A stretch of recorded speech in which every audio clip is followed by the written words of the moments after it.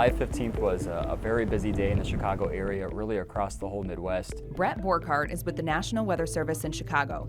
He's one of several meteorologists on hand that day who issued multiple tornado warnings to the entire Chicago metropolitan area and beyond. We saw a derecho, which is a long-lived line of damaging windstorms, move across the region. The derecho had been building for the last few days as part of a weather pattern called Ring of Fire. It's really when storms parade around a dome of heat. It's a typical pattern in the summertime. So we had several rounds of storms move across our general area in a short span of time. I think it was 5 thunderstorm clusters in just 48 hours. We knew that the 15th was going to be sort of the pinnacle, the biggest thunderstorm event in the whole pattern. The heat was going to be building and pooling ahead of a big cold front rushing through the regions. Borkhardt says they knew this storm system would bring rounds of severe weather. And it did, with Mother Nature starting to turn up the heat around 3 o'clock. We were in a level 4 out of 5 threat level for severe weather. That's pretty rare for our area. We typically see that maybe once a year, if that. The Chicago National Weather Service went into all hands-on-deck mode with every available staff member working. At 6:50, the service issued a tornado watch that included the Chicago metropolitan area. The cities do not stop tornadoes. Many metropolitan areas such as Nashville recently, Houston, they've been hit by tornadoes. Chicago is not special. The lake doesn't protect the city. 10 minutes later, the first severe thunderstorm warning is sent out, highlighting Lee, Ogle, and Winnebago counties. 15 minutes after that came the first tornado warning. It was for Ogle County. 20 minutes more, the National Weather Service sends out the first severe thunderstorm warning covering parts of the Chicago area, Lake County in particular. By 8 p.m., Mother Nature kicked this storm system into high gear and kept it there for the next 3 hours. On this particular day, we had 4 people watching radar. That's a lot. Normally we have 2 to 3 people on an average severe weather event.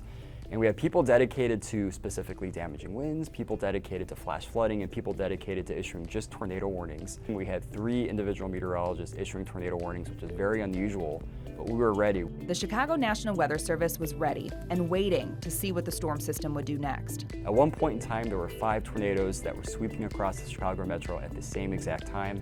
In recent memory, I can't think of anything like that. That was at 9:43 p.m. The National Weather Service was tracking tornadoes in Manteno, Crestwood to Blue Island, Peatone, Oak Forest, and Flossmoor to Thornton.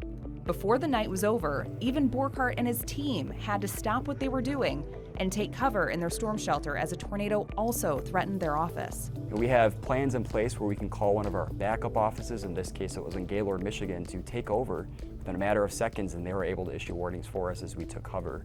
When the threat was cleared, we came back out, let them know we were okay. We took back over and the operations was seamless. When the wind and rain finally settled from this record-breaking derecho, the National Weather Service confirmed 56 tornadoes across Iowa, Wisconsin, Illinois, and Indiana, with 48 of them happening in Illinois alone.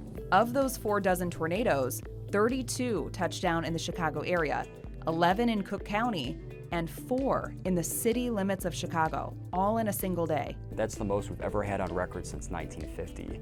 So that by itself is very noteworthy, very rare for our area. When it comes to the yearly number of tornadoes, Illinois is on track to break that record too.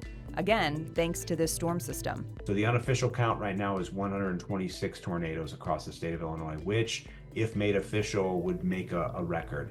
According to state climatologist Trent Ford, right now the current record is 123 tornadoes set back in 2006.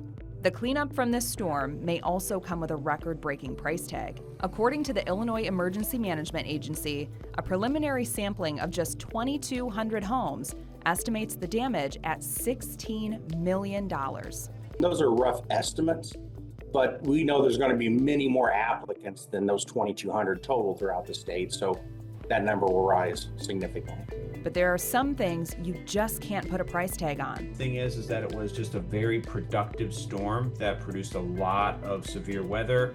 And when you think about it, there was a lot of damage, but there were no fatalities across the state and 2 injuries, both of which were not severe. Ford chalks that up to early warnings being issued, as well as emergency management and forecasters being prepared and working together. If you're wondering when or if we will see another derecho like this one, Here are the odds. Derechos are pretty common actually in this region. We typically see one every year, but we don't see one of that magnitude every year. That typically occurs once every 5 to 10 years.